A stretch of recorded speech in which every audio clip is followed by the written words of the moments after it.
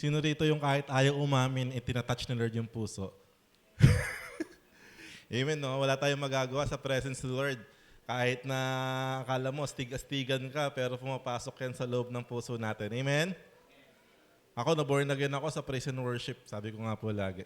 Habang ganyan, umatid lang, nag-worship sila, nangusap ang Diyos sa buhay ko. That was 20 years ago.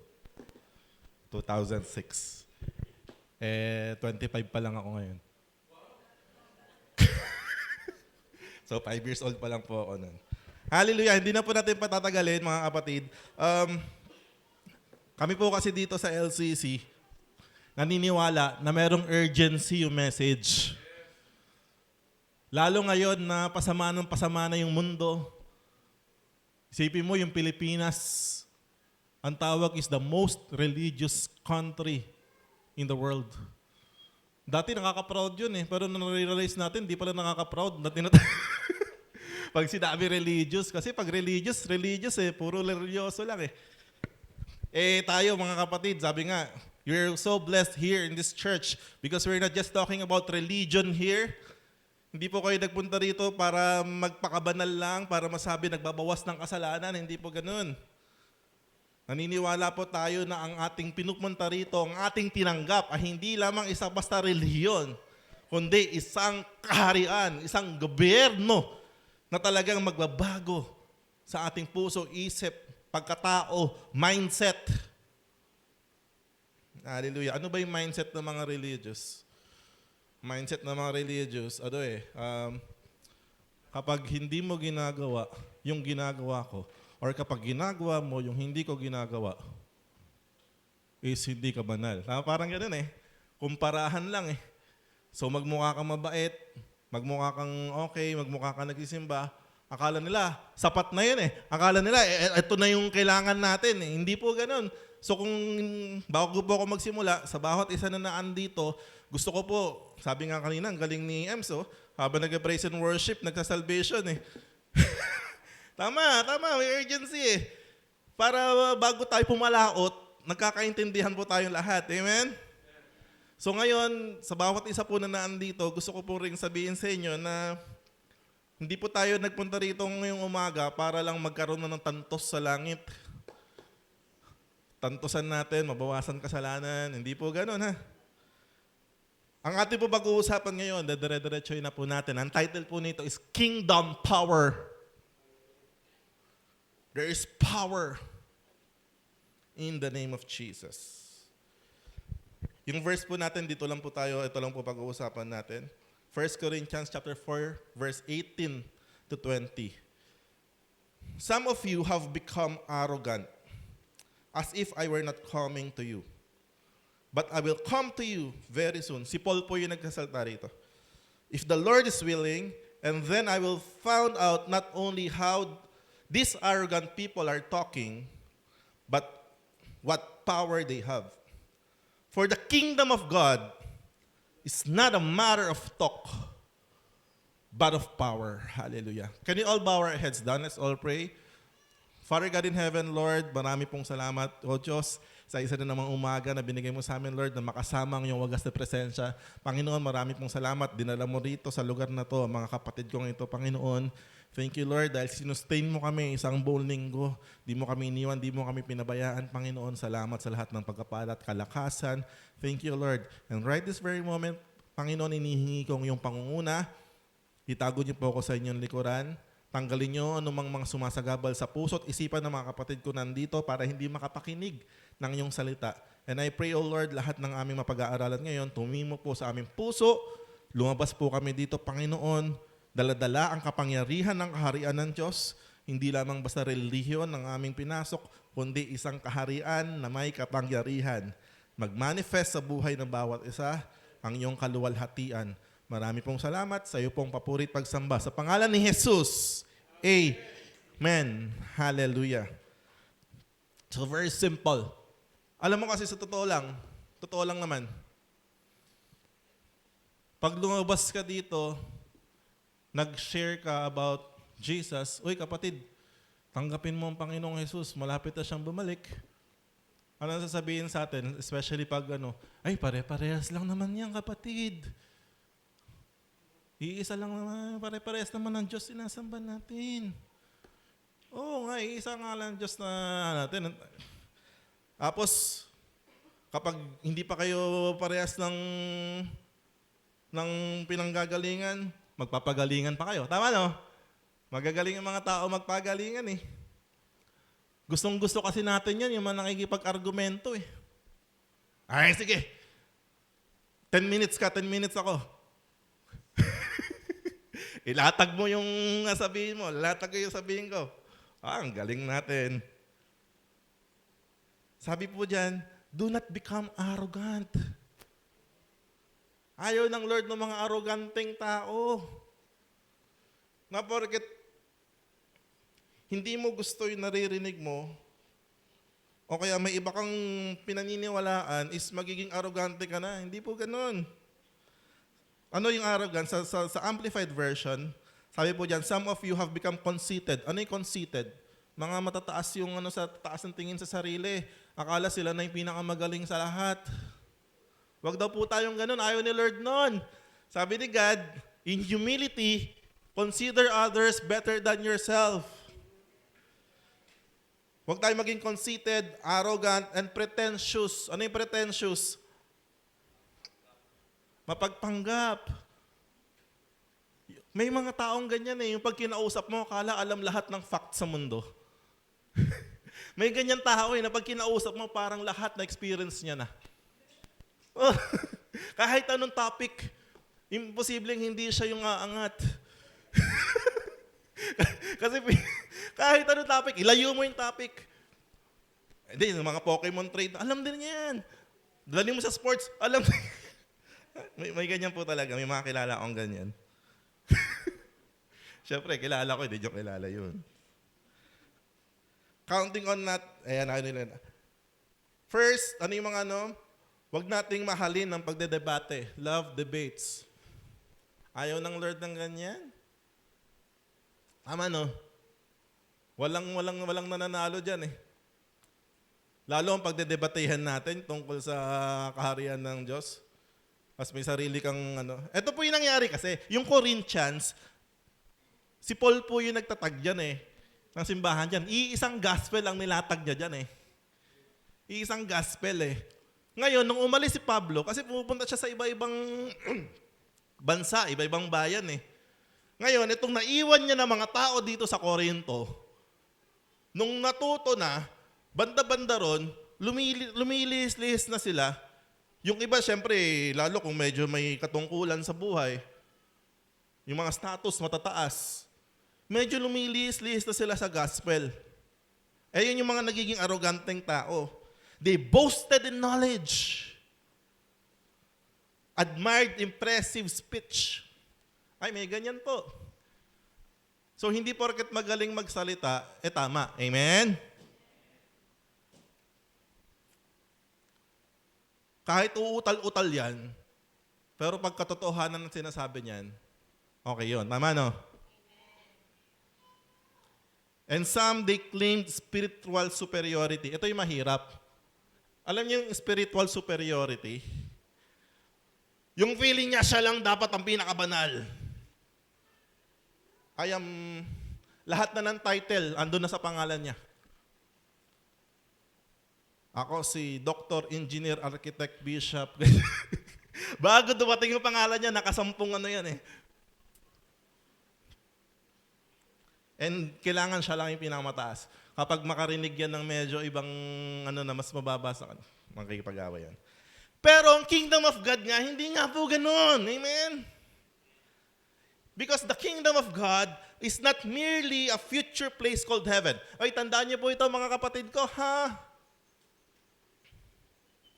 Aalisin po natin sa utak natin yan na pumunta ka sa church, tinanggap mo si Jesus, tapos pupunta ka na ng langit agad.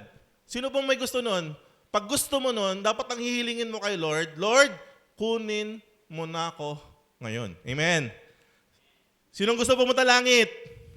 Sinong gusto mauna?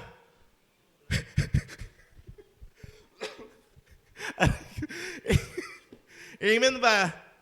Ibig sabihin, hanggat hindi ka pa namamatay or hindi ka pa kinukuha ng Panginoong Jesus, is meron pa siyang pinagagawa sa atin dito sa lupa. Amen ba? Because the kingdom of God, sabi nga, hindi siya place lang. Ano yung kingdom of God? It is where God rule. Nung tinanggap mo ang Panginoong Jesus, nasa iyo ang kaharian ng Diyos.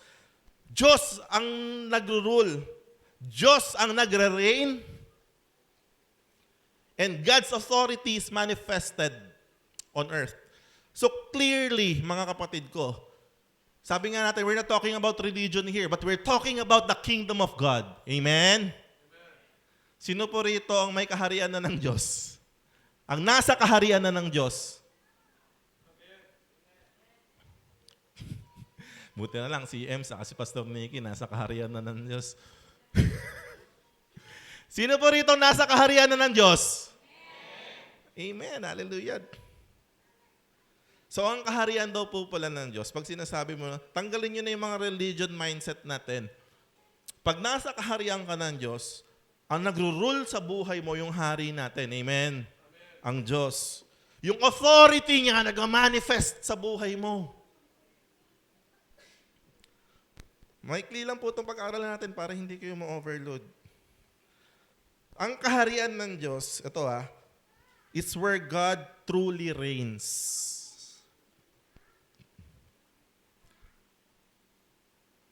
Sino po rito ang hari yung Diyos natin? Now, tingnan mo. Evaluate mo yung sarili mo. Totoo ba na yung Diyos yung nag-ahari sa buhay ko? O ako nag-ahari lang, yung gusto ko lang? Yes, we were given our own authority, our own territory, and our own glory, but not apart from the reign of our King. Amen? So pag sinasabi mo na ang God ang nagre-reign sa buhay mo, ito mga manifestation yan. Sin is defeated in your life. Ibig sabihin ba niyan, Pastor, hindi na tayo nagkakasala? Ikaw ba, Pastor, perfect ka na, hindi ka na nagkakasala? Hindi. Taas nga yung kamay dito nang hindi nagkaroon ng kasalanan ng past week. Paikliin natin. Sino rito hindi nagkaroon ng kasalanan kahapon? Hanggang ngayon. So clearly, sometimes talaga nag-fall pa rin tayo sa kasalanan. But we never dwell in sin. Because sin is defeated in our life. Hindi mo pwedeng sasabihin, hindi, tao lang ako, pastor. Nagkakasala ako. May mga kasalanan kasi na talagang alam mo at gusto mong gawin. Ayaw mong bitawan. Hindi mo na pwedeng sabihin yan, na tao lang ako, nadadarang at natutokso rin. Hindi na po ganun yan. In the kingdom of God, sin is defeated. Lives are changed. Yung buhay nagbabago. Sabi ko nga, ako 20 years na Kristiyano. Alam ko sa sarili ko yung pinagbago ng buhay ko. At araw-araw may binabago pa rin si Lord. From glory to glory. Hindi mo pwede sabihin, 20 years na akong Christian, perfect na ako. Hindi. May binabago pa rin si Lord sa atin. Ikaw, evaluate mo yung sarili mo. May nagbabago na ba sa buhay mo? Pag sinasabi mo nagre-reign ng Diyos sa buhay mo, dapat clearly, ikaw mismo, huwag na natin tingnan, huwag mo nang tanongin yung katabi mo. Ikaw mismo, dapat alam mo na yung nagbabago sa'yo. Amen? Bondage is broken. Yung mga naka-bandage dyan sa bisyo, mga naka-bandage dyan, wala na yun. Love increases. Pag-ibig ang nangunguna. Holiness grows and truth prevails. Kaya walang-wala pong panama yung religion dyan.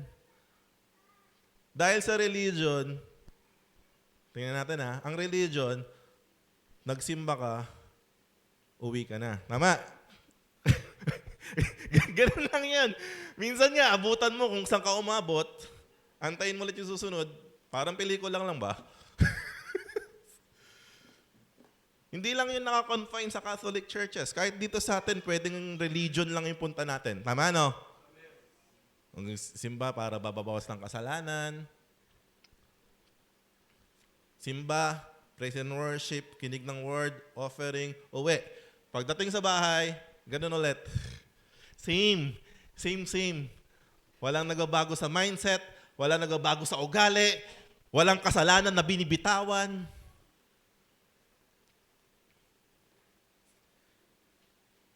Hindi na in love sa paglago sa Panginoon. Walang passion sa salita ng Diyos.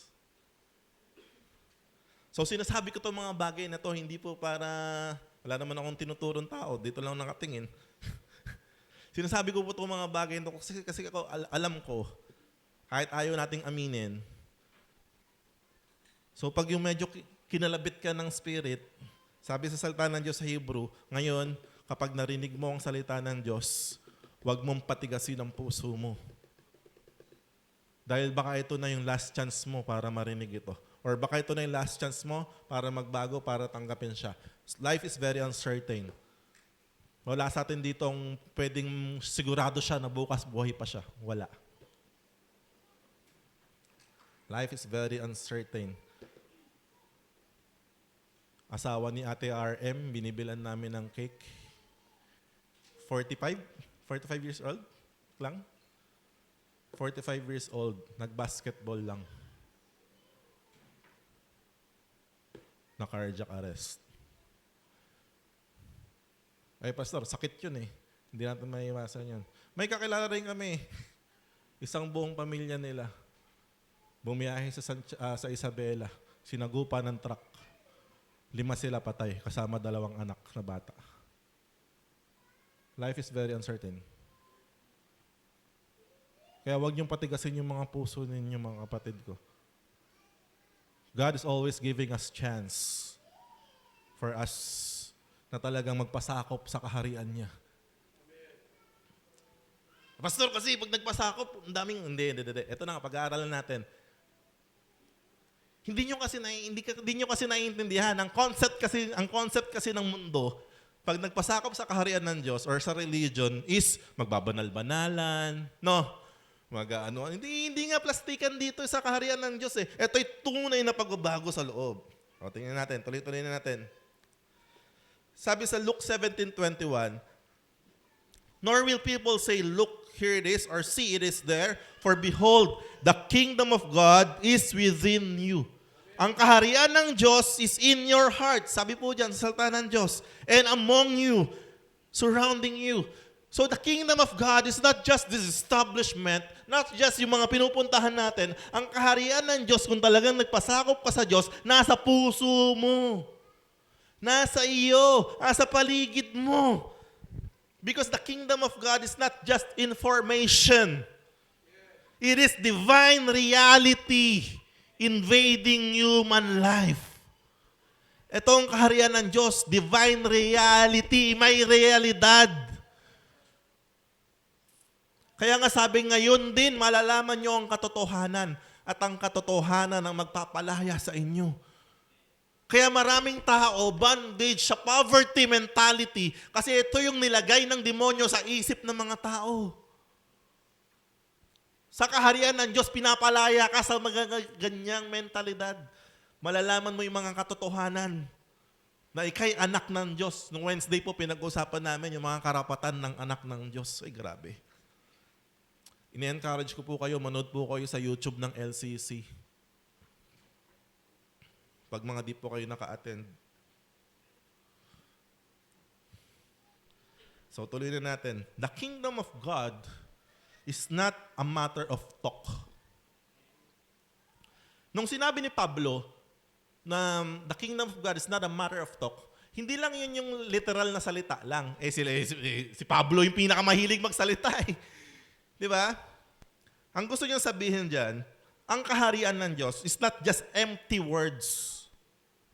Alam niyo empty words? Ang dami mo sinabi. Puro wala namang, walang laman, walang tama, walang kabuluhan. Powerless religion. Ay, nako. Sayang mo yung oras mo, yung panahon mo sa mga empty words. Mind you, guys, church, God is alive. Do you believe? Our King is alive. Buhay ang Diyos. Kaya yung religion, hindi po religion. Pag buhay ang Diyos, dapat nararamdaman natin siya. Kanina, wagas yung, habang nag-praise and worship tayo, nararamdaman niyo po ba yung pagyakap ng Diyos sa bawat isa? Nararamdaman niyo ba yung kahit nahihiya ka magtaas ng kamay, pero alam mo, ramdam na ramdam mo sa puso mo, nahihiya ka lang eh. So susunod, attend po kayo ulit. Subukan nyo, i-let go yan. I-release ninyo. Christianity without evidence.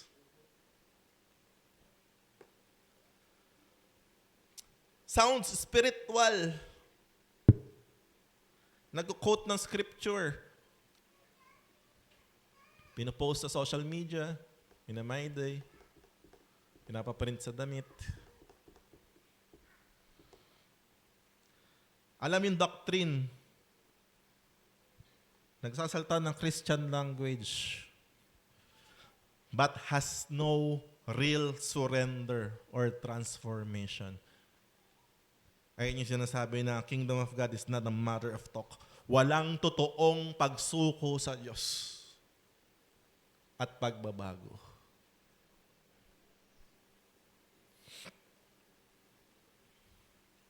Kailangan ba natin sumuko sa Diyos? Amen. Sumuko ka sa Diyos. Magpabago ka sa Diyos. Sabi sa 2 Timothy, sila'y may anyo ng pagiging makadiyos. Ngunit hindi naman nakikita ang kapangyarihan nito sa kanilang pamumuhay. Hallelujah. Ibig sabihin, meron pala talagang kapangyarihan ng Diyos na dapat makita sa mga pamumuhay natin. Amen?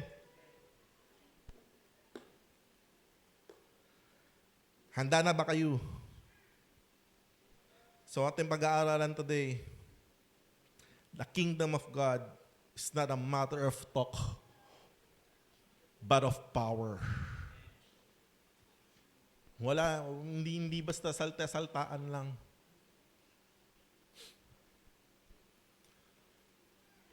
Isipin mo yun. Nagdasal ka ng 100 ama namin, 100 sumunod doon? Basta 100. Tapos pag uwi mo, wala naman nangyari sa buhay mo.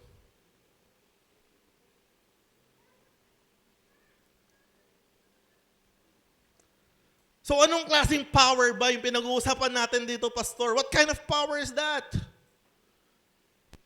Kilikili power. Anong klaseng power ba to? Power ba to na parang kaila San Goku? Ano yung kailangan power na makita sa kaharian ng Diyos? Sino po rito ang gustong tumanggap ng kapangyarihan ng Diyos? Pwede ba yon? Yes. Dapat nga raw nakikita yung kapangyarihan sa atin eh.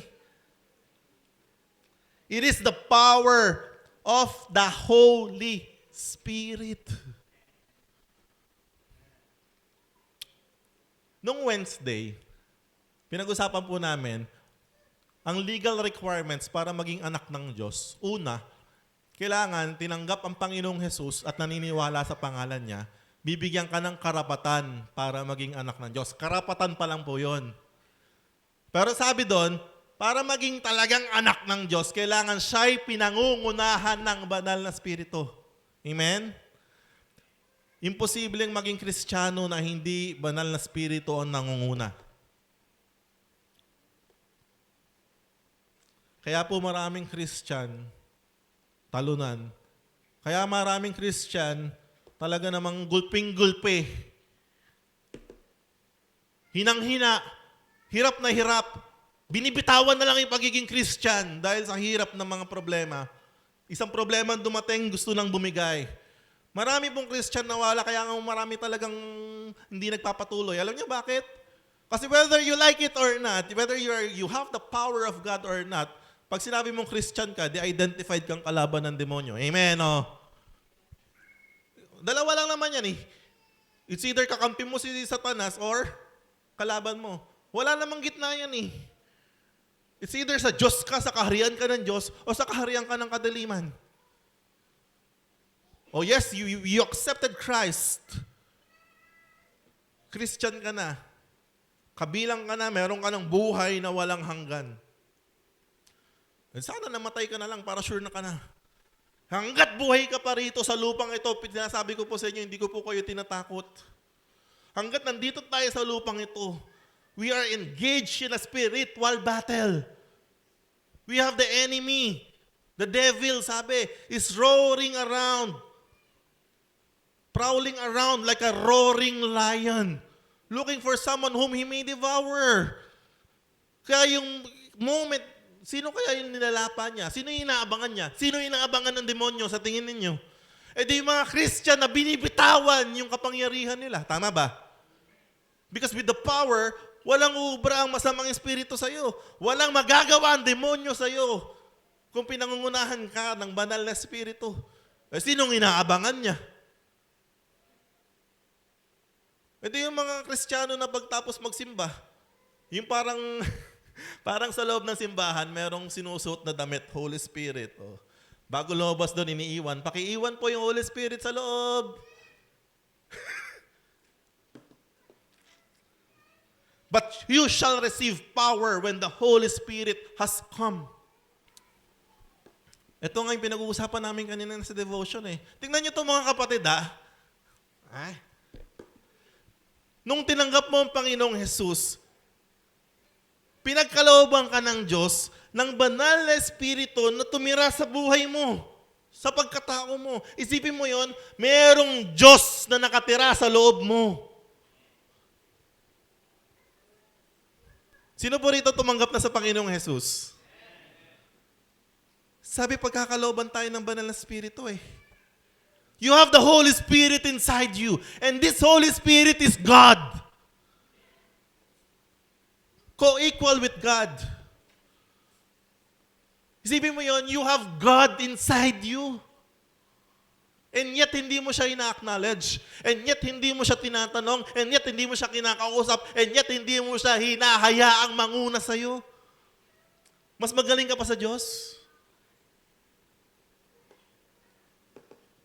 Eh sabi doon, the anointing that you have received will teach you all things.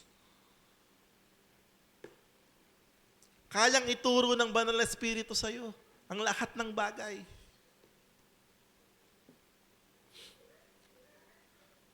So you will receive power when the Holy Spirit comes. Ayun sabi dyan linaw. But you shall receive power when the Holy Spirit comes. So ang tanong na lang dito, yes, we all have the Holy Spirit inside. Ang tanong na lang, gaano ka kasurrendered doon sa Holy Spirit na nasa iyo? Ilang porsyento ng buhay mo yung hinahayaan mo yung banal na espiritu ang manguna sa iyo?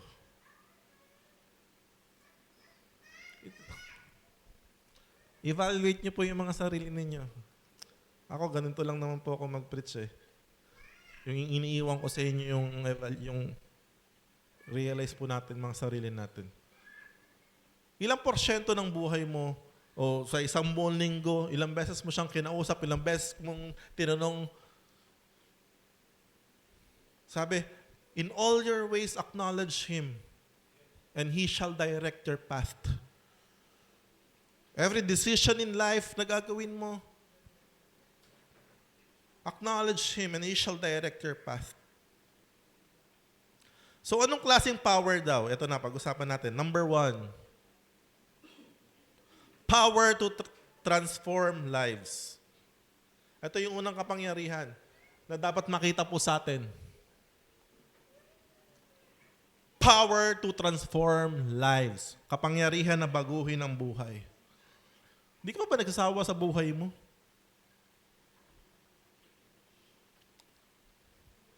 Buhay na uncertain, buhay na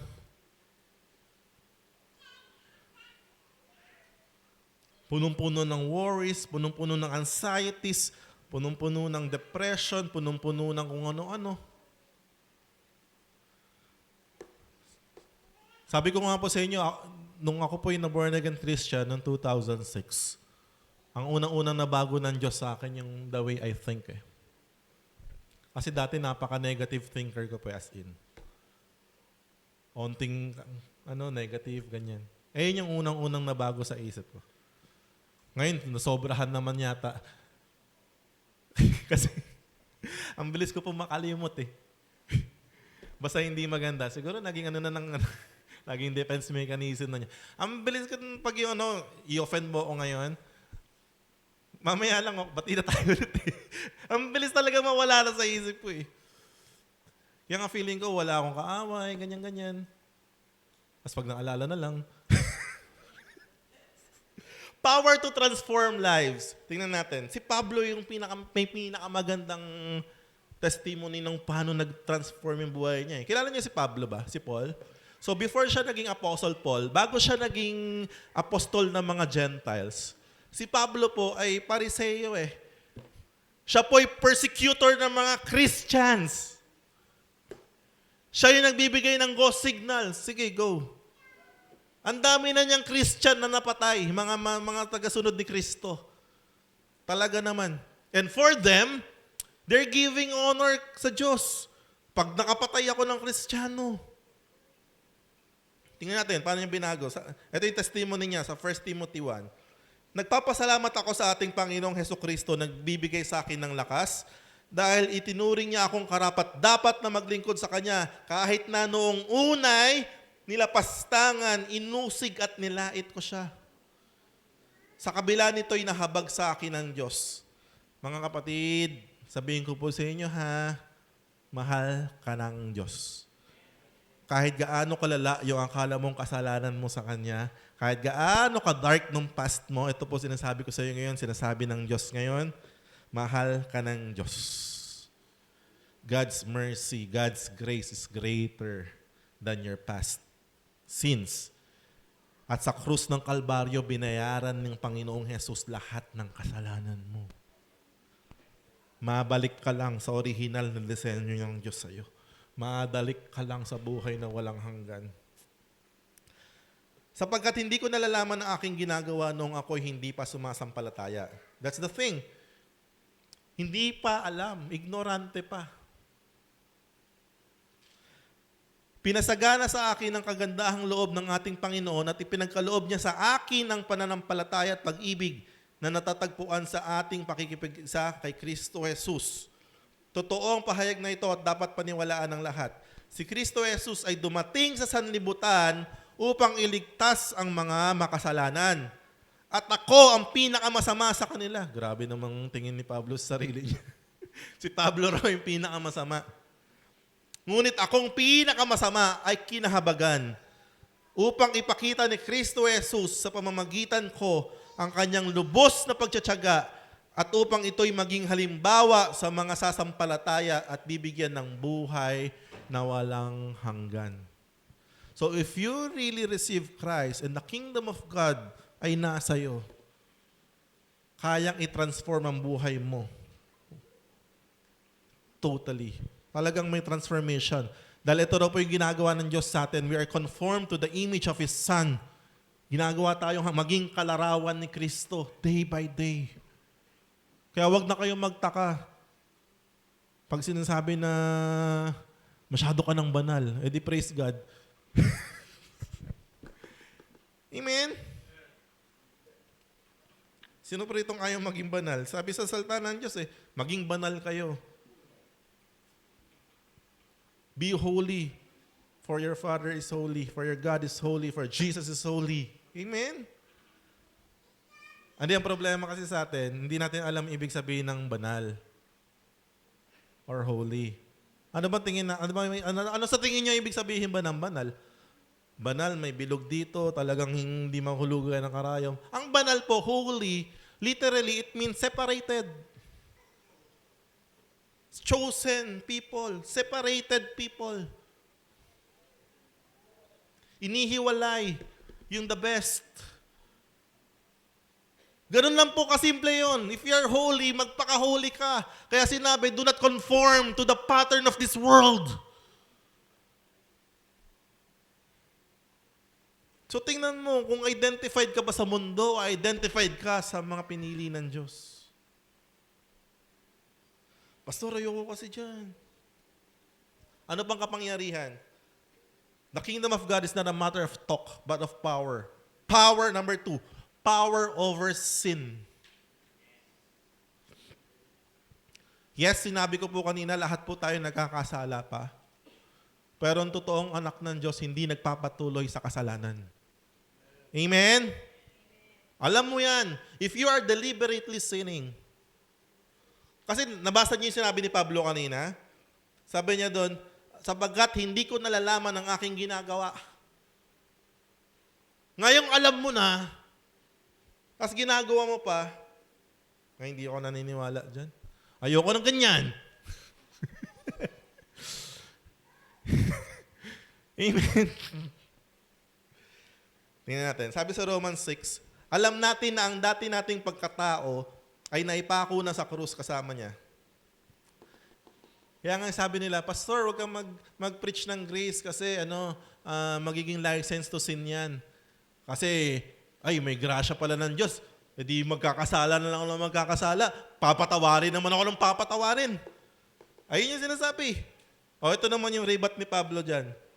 Alam natin na ang dati nating pagkatao ay naipako na sa krus kasama niya upang mamatay ang ating makasalanang pagkatao at nang hindi na tayo maalipin ng kasalanan.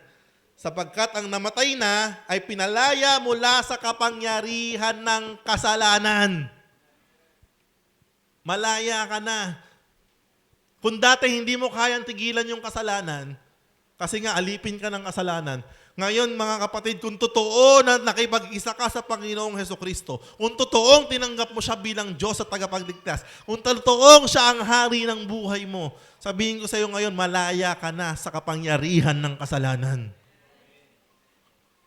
Yes, nagkakasala tayo every now and then, pero hindi na tayo bandage ng sin na yan.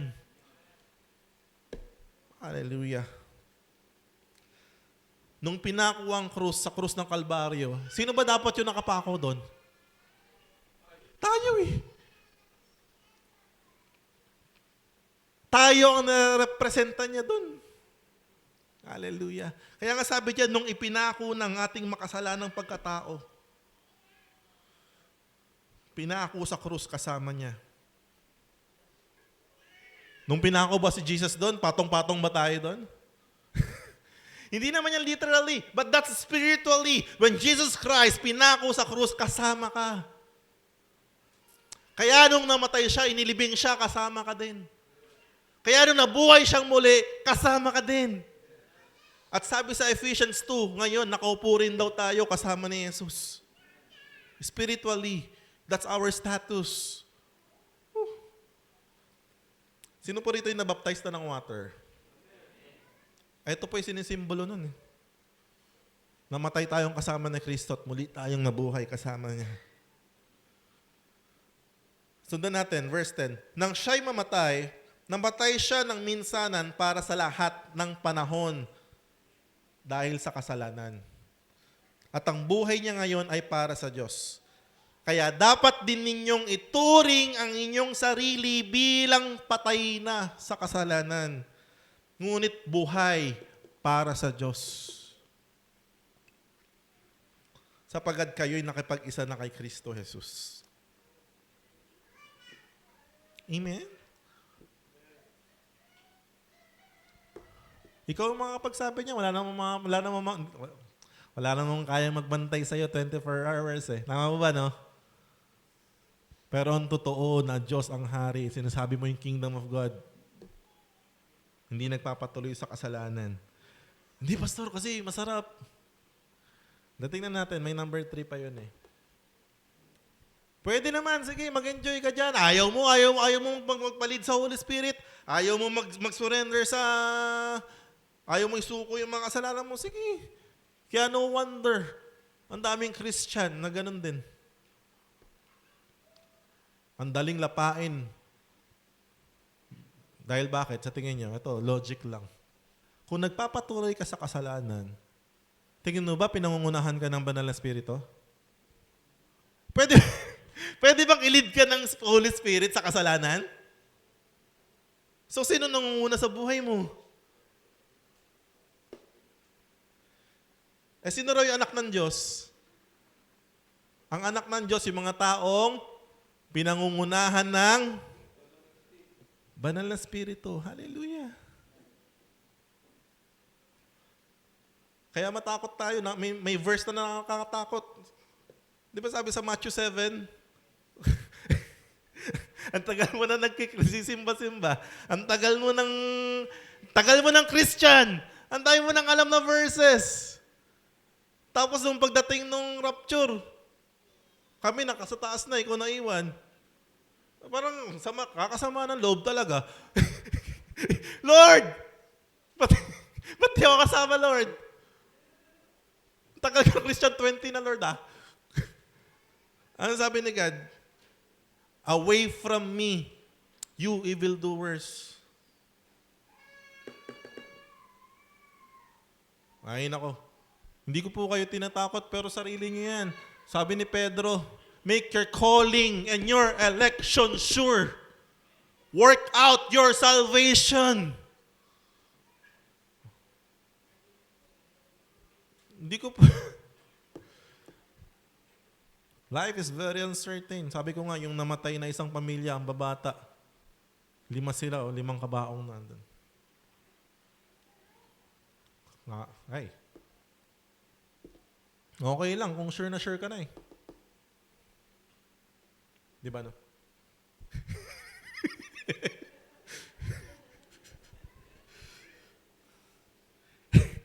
Sabi sa verse 12, huwag na ninyong paghariin ang kasalanan sa inyong mga katawang may kamatayan, upang hindi na ninyo sundin ang masasamang hilig nito. Huwag na ninyong ipailalim sa kapangyarihan ng kasalanan ng alinmang bahagi ng inyong katawan bilang kasangkapan sa paggawa ng kasamaan. Sa halip, pasakop kayo sa Diyos bilang mga taong namatay na at muling binuhay. At ihandog ninyo sa Kanya ang inyong katawan bilang kasangkapan sa kabutihan, sapagkat hindi na dapat maghari sa inyong kasalanan dahil kayo'y wala na sa ilalim ng kautusan, kundi nasa ilalim ng kagandahang loob ng Diyos. Ito yung mga totoong tao na nakakaintindi ng grace ng Lord. Hindi na dapat naghahari sa atin because we have power over sin. Ay. Nung nag-start po akong maging Christian, sobrang lakas ko po mag-yosi talaga. Pastor, kasalanan ba yun? May nakalagay ba sa Bible na thou shall not yosi because it is a sin? For me, that's my conviction. Kasi sinisira yung katawan mo. Amen? So, kita mo, ito lang, it's testimony ko lang ito. So, before ako naging Christian, lakas, siguro na isang araw, hindi ko alam saan kumukuha ang pera nun eh. Buti na, mura pa yosi nun. 125 lang. Ngayon, isang stick yata, 10 piso eh. Ganun pa din. Hindi naman nagsitigilan. Pinayaman lang ng gusto yung mga gumagawa ng yosi. So, sinasabi ko nga, nung mga panahon na yon, gustong-gusto ko naman talagang itigil. As in, talaga naman, ititigil. Hindi na mag-yosi, ganyan. Kaya hanggang 1 linggo. 2 linggo. Nginginig-ginig ka na nun. Tapos pag nakaamoy ka na, lalo pag napunta ka na sa inuman, wala na. Bigay. Talaga hindi talaga kaya. Why? Kasi we are slave over sin. Ako, in example ko lang po yung yosing yun. But every one of us, meron tayo mga hindi mabitawan. Ha? Tama, no? O, kahit wag mo nang iminin, wag mo na sabihin sa katabi mo. Alam mo yun. Meron tayong hindi kayang bitawan. Kasi nga, slave tayo over that. Pero, nung tinanggap ko nga ang Panginoong Jesus, binaptized po ako sa Iba Zambales, 2007. Kasabay ko to, sila Pres. Sila Del. Ka-dreadlocks pa ako nun, hanggang dito. After ko pong mabaptize nun, grabe yung talagang experience na nangyari sa akin po nun. Pag uwi ko sa bahay, same routine, sindi ulit yosi. Pag magsi-CR, sindi yosi, ganyan. After kumain, sindi. Pero nagulat po ako talaga. May milagro nangyari sa buhay ko, sa katawan ko. Nagtataka ako every time na nagsisindi ako ng yosi. Hindi ko na nauubos. Konti lang. Tapos, hindi na ako nag-e-enjoy. Nawala yung sarap. Nawala yung craving. Nawala yung pagnanasa. Nawala na. Bigla agang ayoko na. Nawala siya totally ng... Ano nakita natin doon? Una kasi, gusto ko rin. Tama? Hindi lang magawa. Kasi nga, sakop ka pa nun. Pero nung iba na ang sumasakop sa buhay ko, may power ka na over sin. You have the power now para bitawan kung anumang kasalanan ang hindi mo kayang mabitawan dati. Ngayon, kung hindi mo pa rin siya binibitawan, bagamat nasa iyo na si Kristo, ito po sasabihin ko sa inyo, wala pong problema si Kristo, walang problema yung grace, walang problema yung power, ayaw mo lang. Kaya wag mong idadahilan na, hindi, so tao lang po ako. Nasa iyo na si Kristo. May Holy Spirit pang nakatira sa'yo. Hindi mo pa rin mabitawan. Ibig sabihin, hindi mo sinusuko. Subukan mo yung suko. Kasi pastor Sabi ko sa inyo wala man. Alam niyo sa sarili niyo yun. Hallelujah. Kasi, number 3, para umabot tayo dito sa napakagandang number 3, sabi diyan, this is the power demonstrated through the Spirit. Hindi, there will be no demonstration of the power of the Spirit kung unang-una, hindi ka nagpapasakop sa Spirit. Amen? At kung nagpasakop ka sa Spirit, may transformation buhay mo, you have power over sin. Ito naman yung manifestation. Now, papasok ka sa number 3. May demonstration sa buhay mo. Sabi ni Paul, my message and my preaching were not with wise and persuasive words, but with a demonstration of the Spirit's power. Di ba kayo nagtataka pag nagbabasa tayo ng Bible? Even si Jesus, di ba kayo nagtataka? Paano siya nakakapagpagaling na may sakit? Mumubuhay ng patay, lumakad sa tubig, nagparami ng tinapay. Meron ba kayo nabasa sa Bible na may situation, hinarap kay Jesus, tapos nag-worry siya, nanginig. Wala, anong gagawin natin, Peter? Uy, John, ano na? Kayo kasi kumuha kayo ng tao 5,000 na to, paano na to? Never once si Jesus na-rattle. Because He is filled with the Holy Spirit. Mind you, that moment, Jesus is 100% man like us. With flesh. Parehas lang din natin. Meron siyang Holy Spirit na naiintindihan niya, na nakatira sa loob niya. That's why sabi, nothing is impossible to him who believes. So in your situation right now, kung talaga pinangungunahan ka ng banal na Espiritu, nothing will be impossible to you.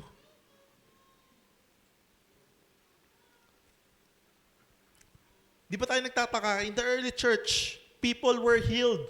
Totoo naman. In the early church, people were healed. Amen?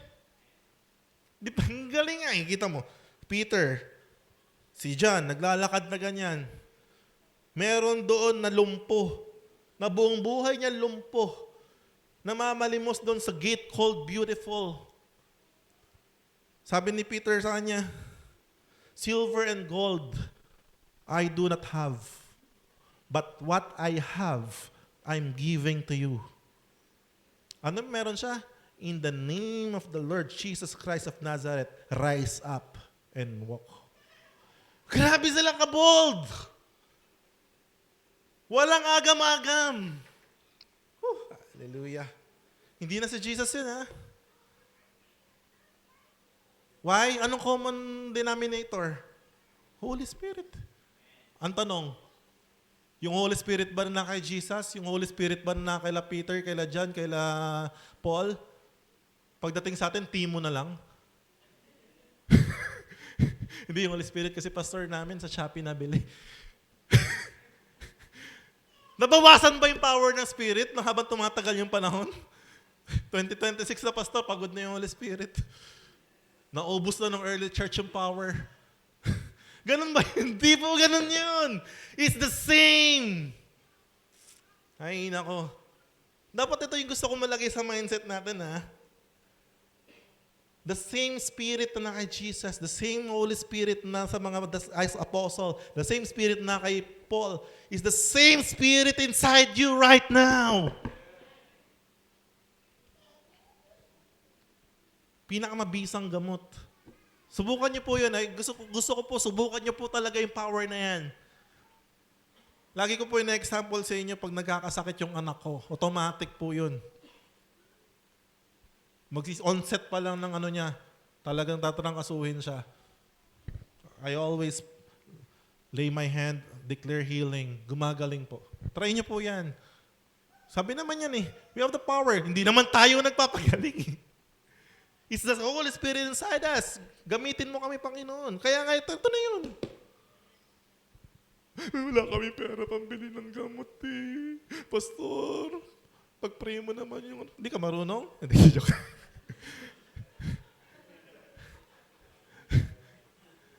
Paano kung si pastor busy? Tulog. Okay. Nanonood One Piece.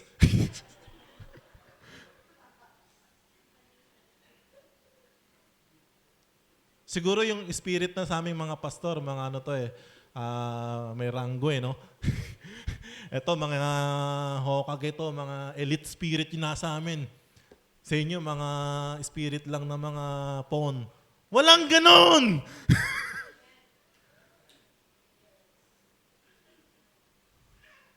Hallelujah.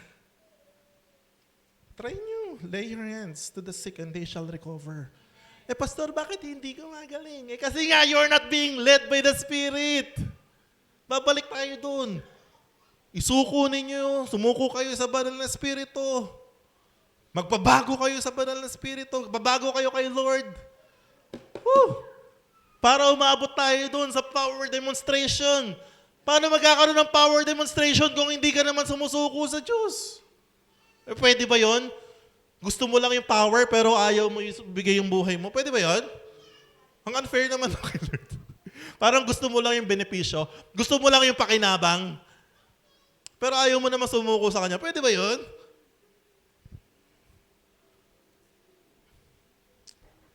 O ngayon, ayaw nyo pa ba nun? Ngayon may benepisyo na. Medyo, ayaw nga, sige na. Nako-convince na ako, Pastor. Kung di mo binigay yung number 3, ayoko talaga. Demons were cast out. Dati, nung unang panahon, nung early church, yung mga demonyo takot sa Kristiyano. Ngayon, yung mga Kristiyano takot sa multo.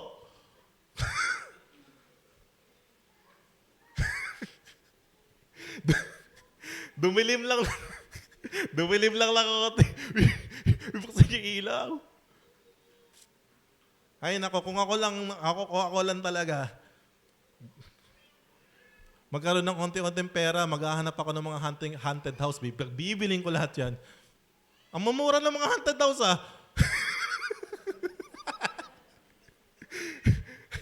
diba? May mga bahay na binibenta sobrang mura. Ba't kaya ang ganda-ganda nito, Huwag niyo nang tanungin, Ay. You can cast out evil spirits. Amen. Baka sa mga bahay niyo meron pa.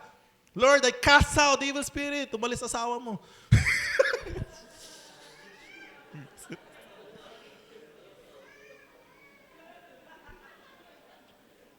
Boldness-filled believers. Untawas Jesus.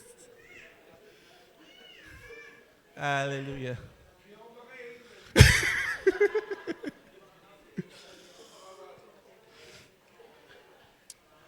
Dati yung mga believers, bold enough na mag-share. Ngayon, yung mga believers, nagtatago.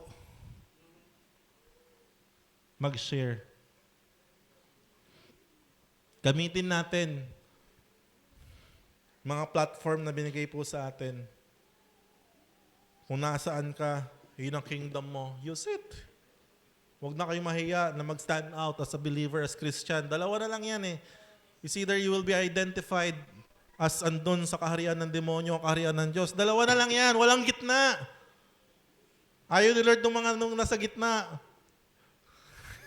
Yung kapag kasama yung mga worldly, magpapaka-worldly muna. Pag kasama yung mga ayaw ni Lord ng ganun. Miracles testified of Christ. Hallelujah. I believe one day, this church makikilala sa miracles. Amen? Totoo. Mag-flock yung mga tao, nagdadala ng mga may sakit. Ganun dumami yung mga churches na malalaki Yung Foursquare, kaya lumaki ng ganun. Yung founder nila, si babae yun Kalimutan ko yung pangalan. Grabe, nagmi-miracle service siya. Yung pinaka-unang church nila doon sa ang display sa paligid, mga wheelchairs, mga Hallelujah. Pwede ba tayong umabot doon? Pwede! Next week, magdala po kayo ng mga may sakit. Why not? Why not? Bago nyo. So last, ano po ba yung mga mark ng a powerful kingdom life? May mga mark po yan So first, a changed character. Alam mo yan sa sarili mo, anong character meron ka before, no? Because real power produces Christ-likeness. Christ-likeness. Kung anong meron sa Jesus, meron po tayo. Makikita dapat sa atin. Not just giftedness, not just talent, but character. Hallelujah. A victorious inner life. Ang buhay po natin, hindi lang basta yung nakikita sa labas. Amen? Ang daling pakiin ng nasa labas Ngiti-ngiti ka lang dyan, bihis ka ng maganda. Ay karamihan na nag-suicide, nakangiti Tama Si Chester Bennington ng Linkin Park, bago nag-suicide, may video pa sila ng mga pamilya niya, ang saya-saya nila. Si Jamir ng Slapshot. Madaling pekein. But how is your inner life?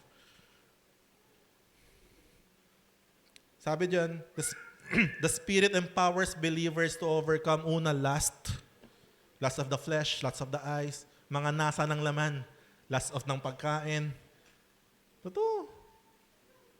Pride, fear, bitterness. Kaya mong i-overcome yan. Amen, no? Sino pa rito hanggang ngayon bitter pa? Wag po tayong maging bitter. Kaya nating i-overcome yan. Bold witnesses and spiritual fruit. Ito po. Yung spiritual fruit na yan, ito yan, Di ko na nilagay yung verse kasi meron tayong verse dito sa gilid. But the fruit of the Spirit is love, joy, peace, patience, kindness, goodness, faithfulness, gentleness, and self-control. Hallelujah. Against such thing there is no law. Mga kapatid, hindi ka po pwedeng mamili ng isa lang, ha? Hindi po yung grocery store, napipili ka lang dalawa. Ito lang sa akin, 1, 2. Okay na to, pastor. Hindi po ganun yun, ha? Kaya nga sinabi, the fruit of the Spirit. 1 fruit, 9 characters. 9 qualities. And di sinabi, the fruits of the Spirit is love, joy. Pag fruits, isa-isa. Pwedeng isa-isa ilabas, no? Ay, lumabas na si love. So, ay, lumabas na yung joy. Hallelujah! Dalawa na. Hindi po ganun. 1 fruit, 9 characters. So if you're being led by the Holy Spirit, love is evident sa'yo. You have joy in your heart, in your life. Kahit mabigat yung pinagdadaanan mo, you have joy. You have peace. You have patience, you are kind, you are good, you are faithful, you are gentle, and you have self-control. Amen? Conclusion. May natutunan po tayo ngayong umaga. Sana maging hamon po sa atin to, na paglabas po natin dito, wag nating kalimutan na, Lord, Ikaw na ba yung nangunguna sa akin, Holy Spirit, o ako pa rin yung nangunguna sa akin? God, gusto kong maranasan yung power. Yung power na ikaw talaga yung nangunguna. So, subukan po natin yan. Sino po rito ang gusto subukan talaga yung power na yon? Sana mahamon po talaga tayo dito sa Live in Christ Church na ang bawat members talagang nakikitaan ng demonstration ng power ng Spirit. Isipin mo hindi pa pastor yung nagle-lay hands gumagaling na. Amen? Hindi magpupuntahan sila dito. Sabi, kung ito nga member, grabe yung power na nade-demonstrate. Paano pa kaya yung mga leaders nila doon? Oh, hallelujah. Thank you, Lord. So in conclusion, God did not call us to display a powerless religion filled with empty words, but to live lives marked by the transforming power of His Spirit. Whether you like it or not, you will be transformed kapag nangunguna ang Spirit sa'yo. Alam mo, natutuwa nga ako kasi talagang even yung pang sarili mo, ginagabay ng Spirit yan sa'yo Di ba, no? Masyado ka ng bawas ka ng kain, mga ganun. Pati mga kinakain mo, totoo. Ay, kasi may discipline ka na. And may people not only hear us talk about the kingdom, but see the reality of the King in us. To God be the glory po. God bless you all pa.